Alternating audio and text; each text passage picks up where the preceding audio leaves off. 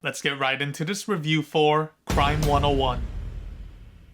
Alright, so Crime 101 is directed by Bart Layton. I can't say I'm familiar with any of his works in the past, but I was super excited to check his latest film out at the theaters. Everything about the preview seemingly pointed towards a captivatingly intense and smart crime thriller drama. This is also jam-packed with great cast members, and I was entirely sold by what I witnessed through the advertisements to check this film out on release week. And now that I've seen the film in its entirety, what did I think about the cinematic package here? This was a fantastic, well-rounded, and cohesive package. To start with the positives, the entire casting was damn near perfect for their given character roles in the narrative. So kudos to everyone involved both on and off screen. Also, there's a great mix and balance to the seriousness, intensity, and well-timed subtle comedy to make for a great tempo all throughout the acts. The cinematography here was also noticeably excellent. We navigate areas of Los Angeles, and some of my favorite technical portions of this film were the subtle pivots and transition from one character to another. They do this transition several times throughout the film, and I had a smile on my face each time. There's some great camera work here, and I appreciated how the overall visual presentation went above and beyond to service this well-written screenplay. I also appreciated that the story doesn't try to go above and beyond its calling and getting lost in the sauce during that process. This is a well-rounded story with tidied up plot points from beginning to end. Also, the dialogue definitely worked for me here. There's a fun balance of smart quips and building intrigue that keeps immersing me through and through as the story progresses. Now, as for the negatives, I thought the use of Barry Keoghan's character was lackluster, especially in Act 3. His character in the screenplay felt a bit one-dimensional compared to the rest of the well-integrated characters here. And really, he was essentially there to serve as one major breaking point in the climax to this story, and that sort of played out in a predictable route, and I saw that coming a mile away. Honestly, I don't have any other negatives to say that are worth mentioning beyond that one character usage that I found to be lackluster. I had myself a blast with this crime drama, and I think those interested in viewing this film are in for a treat. My final score for Crime 101 ends up being 9 out of 10.